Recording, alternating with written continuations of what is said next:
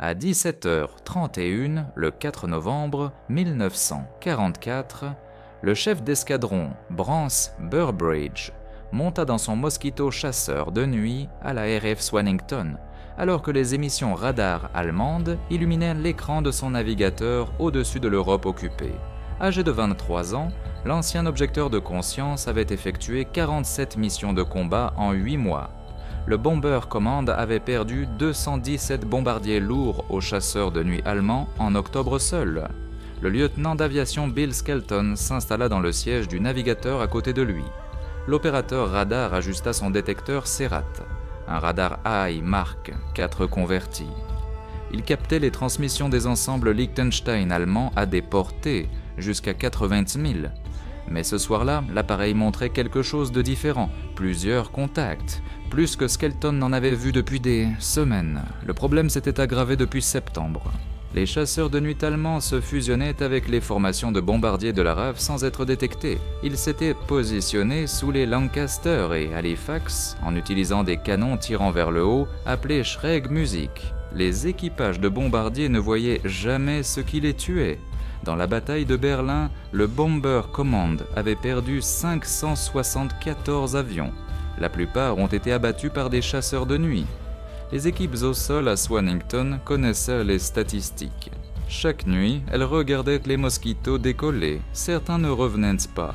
Le groupe numéro 5 avait été formé spécifiquement pour contrer cette menace.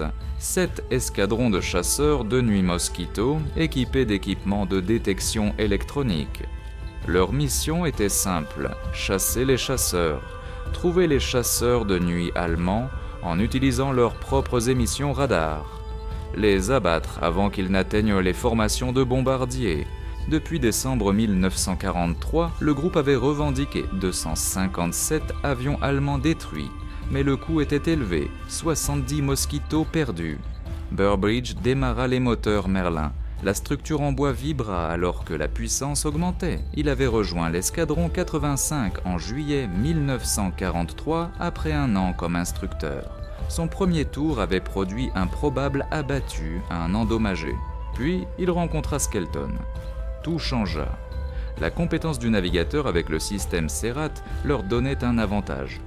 Ils avaient ouvert leur compte en février avec un Messerschmitt 410 au-dessus de la Manche. En avril, Burbridge avait 5 victoires.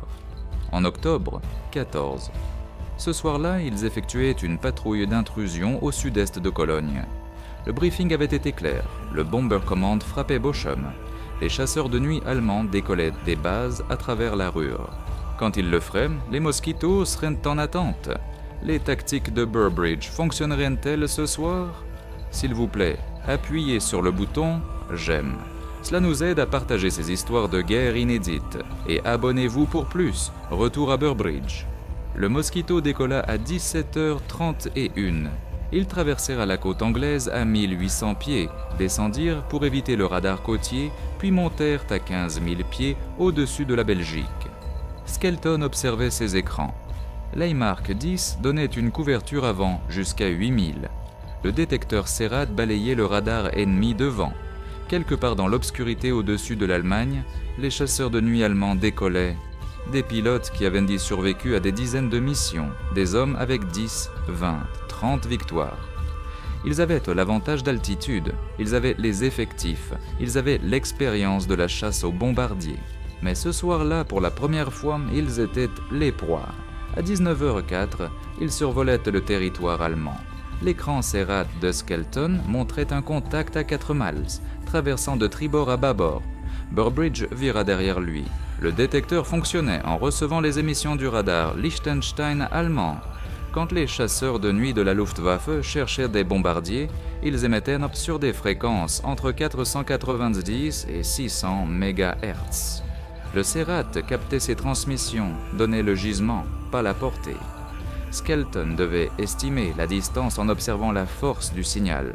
Alors qu'il se rapprochait, il appelait les ajustements. Gauche 2 degrés, contact stable, signal se renforçant.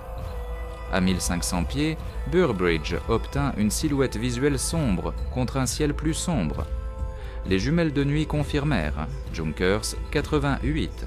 Le chasseur bimoteur transportait un équipage de 3. Pilote, opérateur radar, mitrailleur arrière. Il montait 4 canons de 21 mm et 3 mitrailleuses, Schrägmusik tirant vers le haut, installées dans certaines variantes. L'avion allemand chassait.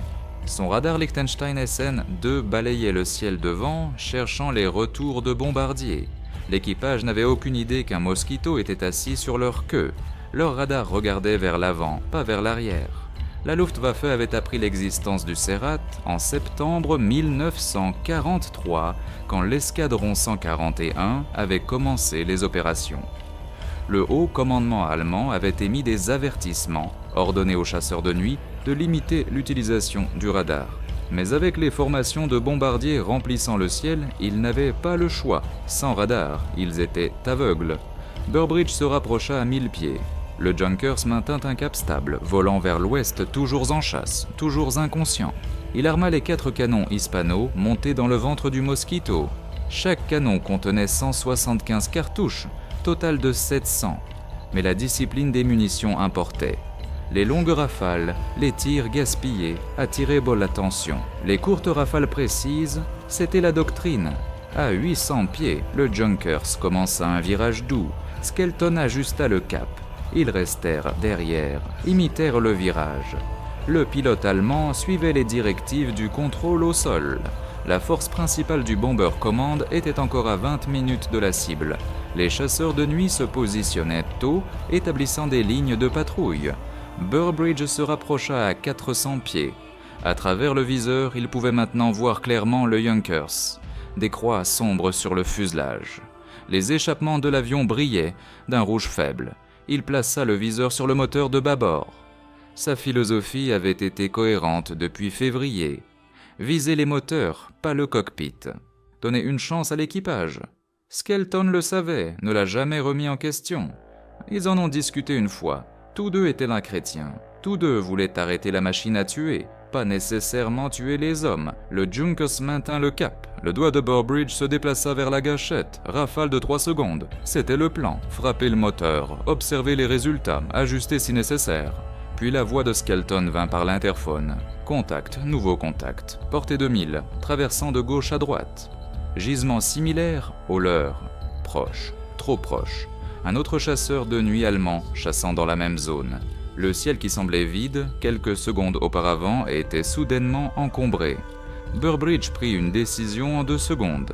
D'abord la première cible. Il appuya sur la gâchette. 4 canons hispano tirèrent. Les cartouches traçantes s'arquèrent vers le Junkers. La rafale dura 3 secondes, exactement comme prévu. Les obus déchirèrent le moteur de bâbord. Le feu éclata immédiatement. Des flammes oranges s'échappèrent du moteur. Le Junkers roula dur à droite, plongeant. Burbridge tira brusquement vers le haut pour éviter les débris. Skelton confirma l'abattu à 19h06. Le Junkers disparut de la vue à 3000 pieds, traînant le feu.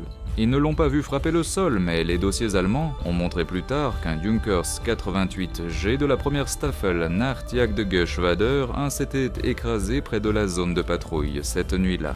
Le pilote s'était éjecté, l'opérateur radar et le mitrailleur tués. Pas le temps de regarder. Le deuxième contact de Skelton se rapprochait, porté 1000 maintenant. Burbridge vira au nord-ouest cherchant. Le détecteur Serrat donnait le gisement, mais le signal était faible, intermittent. Le pilote allemand utilisait peut-être le radar avec parcimonie. Conscience tactique. La Luftwaffe s'était adaptée depuis l'apparition du Serrat. Certains équipages fonctionnaient en silence jusqu'au dernier moment. D'autres arrêtaient entre les balayages. À 19h14, Skelton obtint un contact solide à nouveau. 800 mètres droit devant, même altitude. Burbridge augmenta légèrement la puissance. Le Merlin réagit. La vitesse augmenta à 280 nœuds. Le Mosquito rattrapa la cible en 3 minutes. Contact visuel confirmé. Un autre Junkers 88. Variante différente. Celui-ci montrait des antennes distinctes. Le réseau radar SN2 plus long. Production plus récente. L'avion volait droit et stable. Aucune action d'évasion.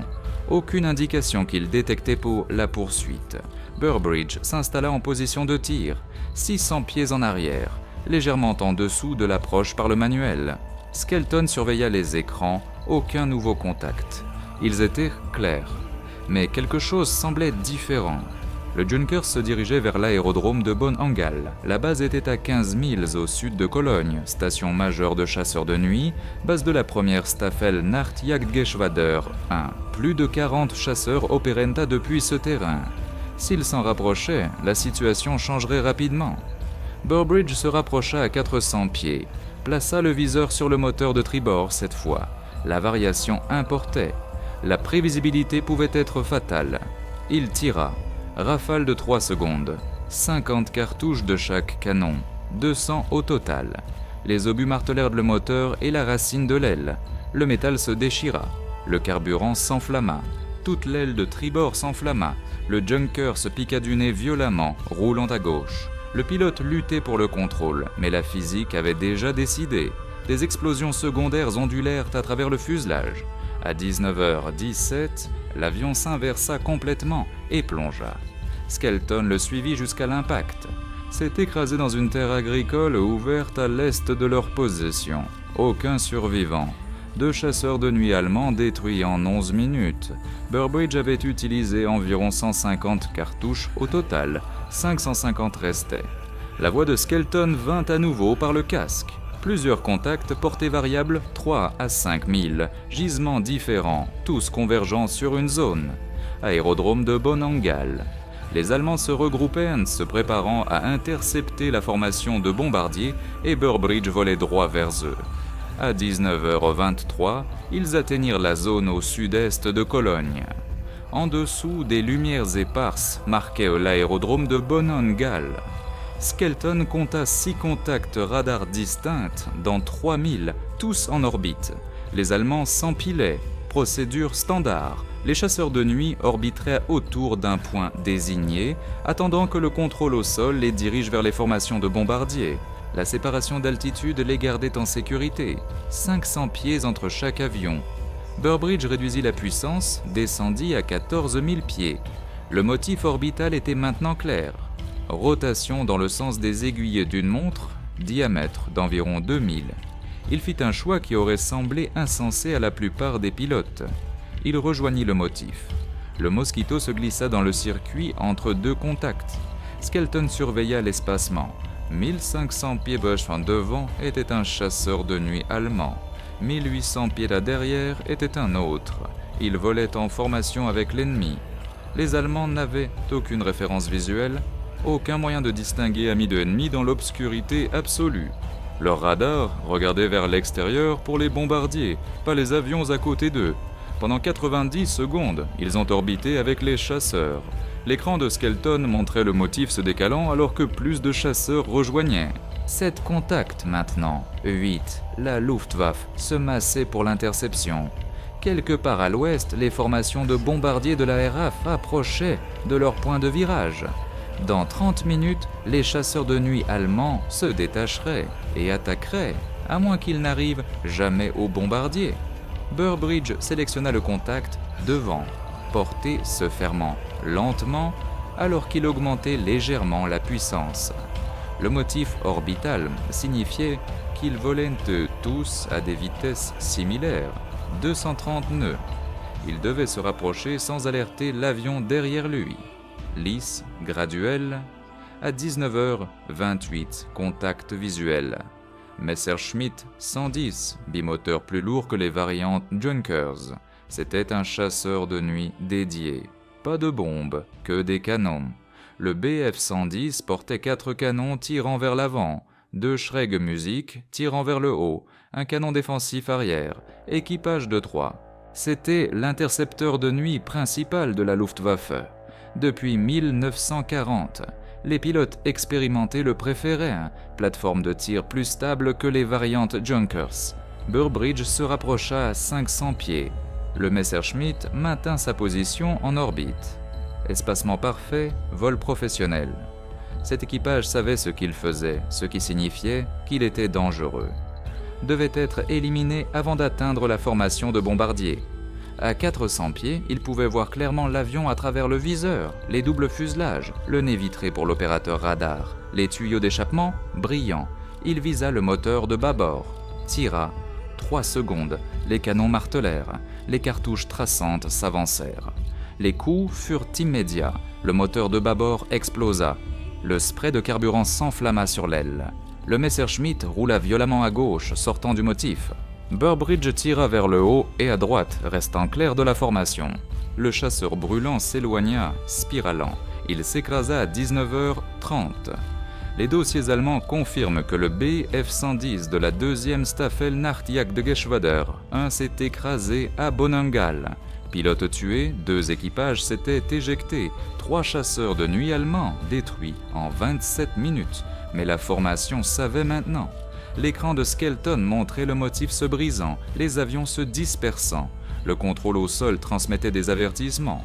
Intrus dans la zone. Tous les chasseurs prenant des mesures d'évasion. L'élément de surprise était parti, et ils survolèrent toujours le territoire ennemi avec des chasseurs hostiles tout autour.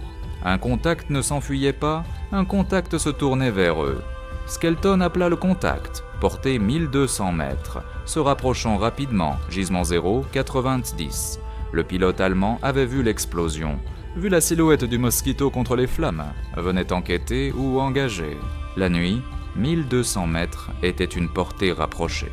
Trop rapprochée. Burbridge vira dur vers le contact. Le Mosquito pencha à 60 degrés.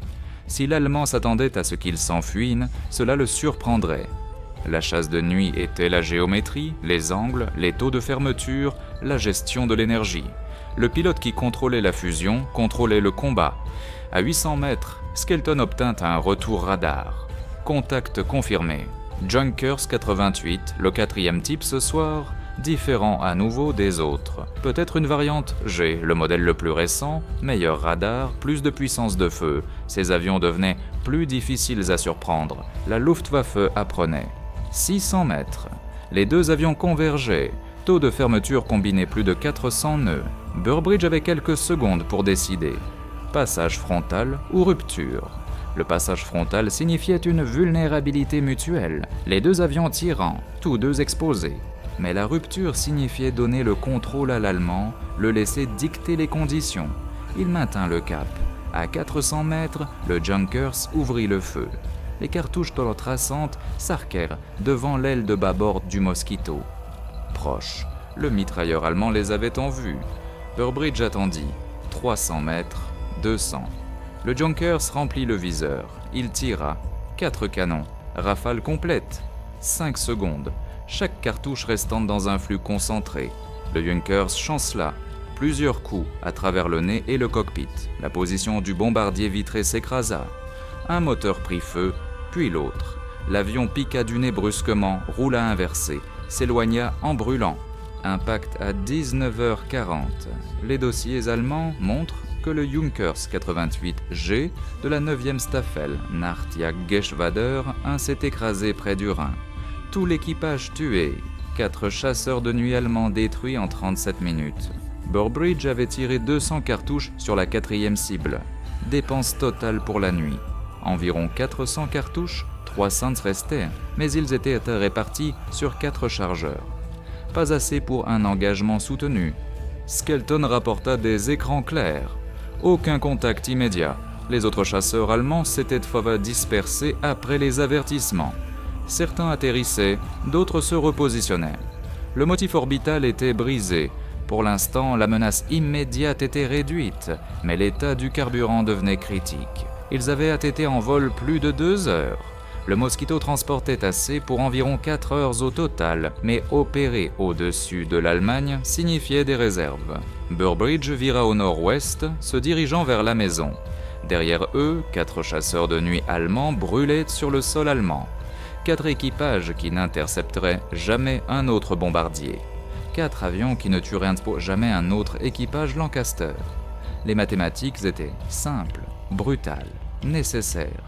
Alors qu'ils retraversèrent la Belgique, Skelton prit des notes pour le rapport de combat. Il était 19h52. Ils seraient de retour à Swannington à 21h si la météo tenait. Mais quelque chose dérangeait Skelton. Le détecteur montrait des retours intermittents derrière eux. Signaux faibles. Pouvaient être amicales. Pouvaient être ennemis. À cette portée, plus de 2000, l'identification était incertaine. Ils étaient épuisés, à court de munitions, se dirigeant vers la maison.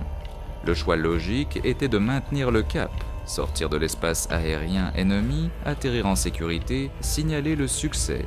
Mais le signal se renforçait. Le signal s'est renforcé, portée inférieure à 2000. Skelton affina le gisement.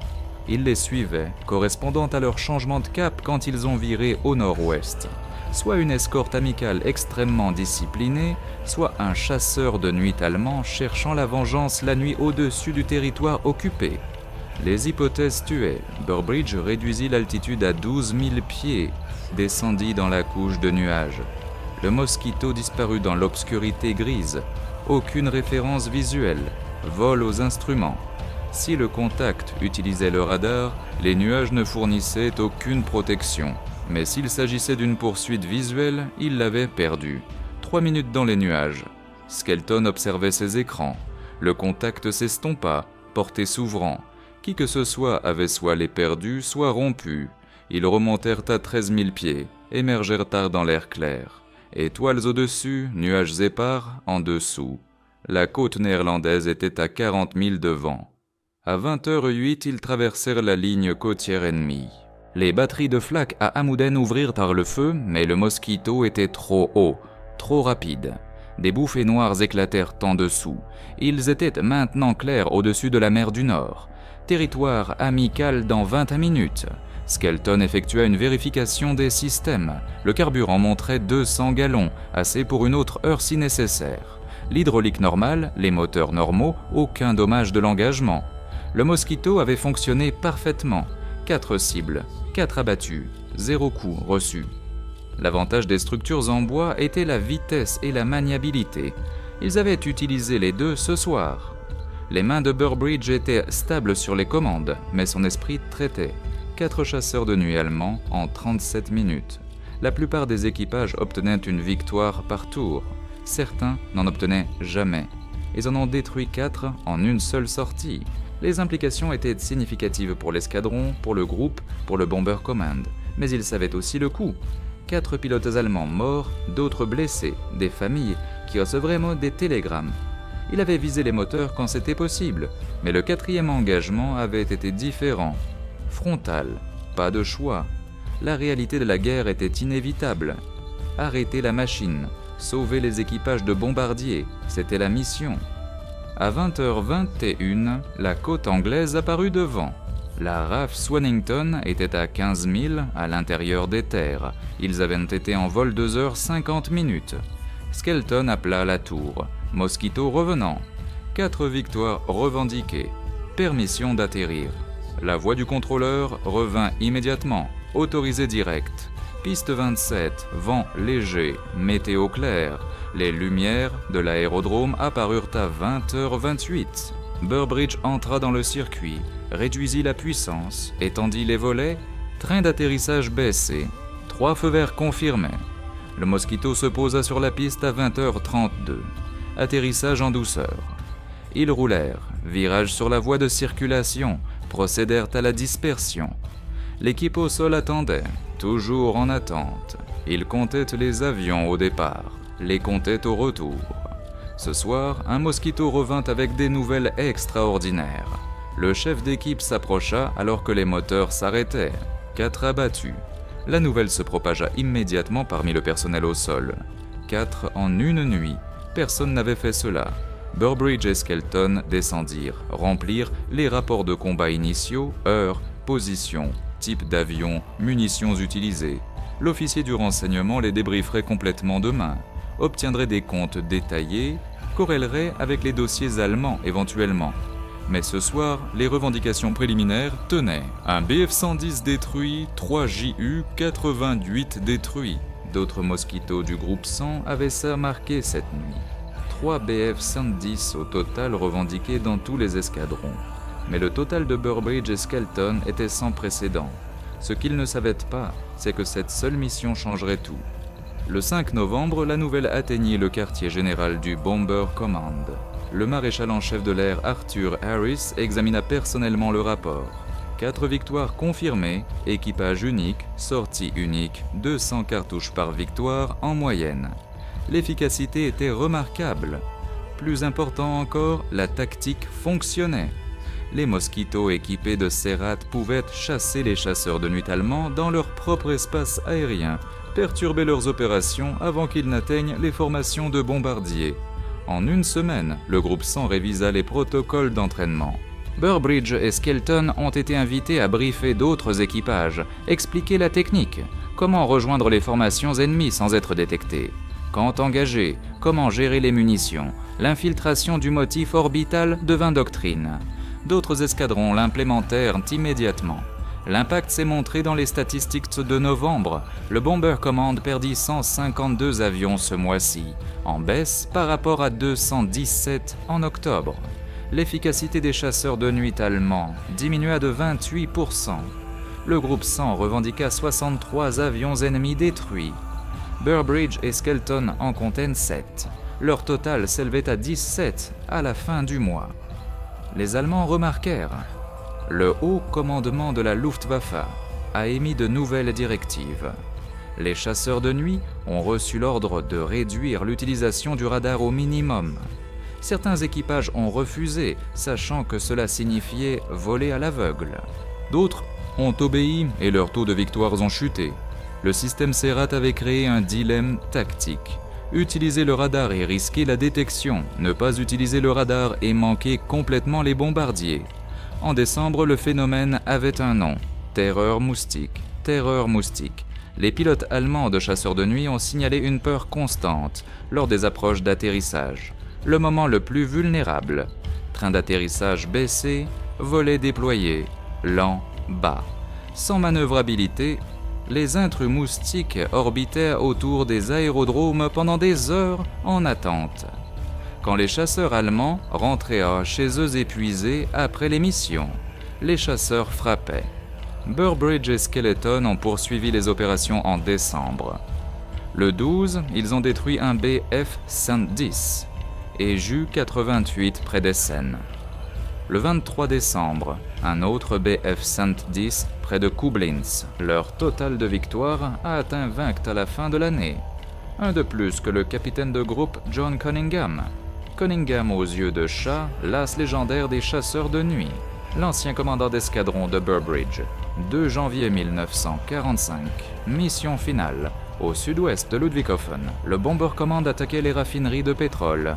Burbridge et Skelton ont assuré l'escorte. À 22h15, Skelton a eu un contact. 4 miles sans rapprochement. Confirmation visuelle. Ju-88. Approche standard, 400 pieds. Rafale de 3 secondes. Moteur bâbord en feu. L'avion s'est écrasé. Tout l'équipage tué. Victoire numéro 21. Le partenariat de chasseurs de nuit britannique et du Commonwealth le plus performant de la guerre, surpassant le record de Cunningham. L'air vice-maréchal Addison, commandant du Saint Group, a envoyé des félicitations personnelles. Ordre du service distingué, barrette ajoutée, pour les 2 hommes. Mais le véritable accomplissement n'était pas les médailles, n'était pas le record, c'était les mathématiques. 21 chasseurs de nuit allemands détruits signifiait 21 équipages qui n'ont jamais atteint les formations de bombardiers. Chaque chevalier allemand en moyenne 6 victoires de bombardiers par an. Simple multiplication.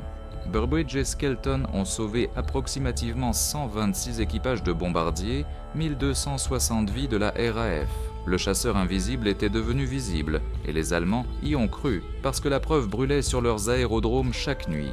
Mars 1945, Burbridge a quitté l'escadron 85, affecté à l'école des chefs de chasseurs de nuit en tant que commandant. La guerre en Europe avait 2 mois restants, mais son tour de combat était terminé. Skelton était resté brièvement avec l'escadron avant sa propre affectation. Leur partenariat avait duré 13 mois, 21 victoires, 0 perte. Après la reddition de l'Allemagne, les 2 hommes ont pris des décisions identiques. Ils ont quitté la RAF, étudié la théologie. Burbridge est allé à Oxford, d'abord un diplôme en histoire, puis la théologie. Skelton a choisi Cambridge, Trinity Hall. Les 2 se sentaient appelés au ministère. La guerre leur avait montré la mort. Maintenant, il voulait montrer aux gens la vie. Burbridge a rejoint Scripture Union en 1948, ministère auprès des jeunes. Il a passé des décennies à travailler avec des étudiants, des programmes de vacances, des cours de 6e année. N'a jamais beaucoup parlé de la guerre. Quand on le pressait, il disait une chose. « J'ai visé les moteurs, pas les cabines de pilotage. Je voulais arrêter la machine, pas tuer les hommes. » Son carnet de vol était resté dans un tiroir, ses médaillons dans une boîte. Skelton a été ordonné prêtre anglican et devenu aumônier au Clare College, Cambridge. Plus tard, recteur de Market Harbour. Son service de guerre venait rarement dans les sermons. Il s'est concentré sur la réconciliation, le pardon, les choses qui importaient après la fin des combats. Le sang-groupe a été dissous le 17 décembre 1945. 7 mois après la victoire en Europe, les tactiques de guerre électroniques développées par le groupe sont devenues la doctrine standard. Les forces aériennes d'après-guerre du monde entier ont adopté les principes CERAT, la détection radar, les contre-mesures électroniques. La chasse invisible, elle a changé à jamais le fonctionnement des combats nocturnes. Le moustique a servi jusqu'en 1951 dans le service de l'ARF, plus longtemps dans d'autres forces aériennes. Mais l'héritage de l'avion n'était pas la longévité. C'était la polyvalence, bombardier, chasseur, reconnaissance, intrus. Un fuselage, plusieurs rôles, construction en bois qui surpassait les concurrents en métal. Le Paris II de Havilland sur un bombardier rapide non armé a évolué en l'un des avions les plus efficaces de la guerre. Burbridge et Skelton sont restés des amis proches jusqu'à la mort de Skeleton en 2003. Ils se rencontraient occasionnellement, parlaient de théologie, de famille, rarement du 4 novembre 1944. Cette nuit appartenait à l'histoire maintenant ou à la RAF, aux 1260 membres d'équipage de bombardiers qui sont rentrés chez eux parce que 21 chasseurs de nuit allemands ne l'ont pas fait. Bran Burbridge est décédé le 1er novembre 2016, 95 ans. À ce moment-là, ses médailles avaient été vendues pour payer les soins. Sa famille avait besoin de l'argent. La nation avait avancé, mais le record restait. 21 victoires. À des chasseurs de nuit britanniques le plus performants. Le chasseur invisible que les Allemands ne pouvaient pas croire existait jusqu'à ce que la preuve brûle sur leurs cieux. Des histoires comme celle de Burbridge et Skelton nous rappellent que l'innovation gagne les guerres. Radar CERAT, tactique d'intrus, guerre électronique. Ce n'étaient pas seulement des avancées techniques, c'étaient des multiplicateurs de force qui sauvaient des vies. Chaque chasseur de nuit qu'ils abattaient signifiait des équipages de bombardiers qui rentraient chez eux. Si vous avez trouvé cette histoire précieuse, veuillez aimer cette vidéo et vous abonner pour plus d'histoires de guerre inédites. Faites-nous savoir dans les commentaires d'où vous regardez. Merci de regarder et de garder ces histoires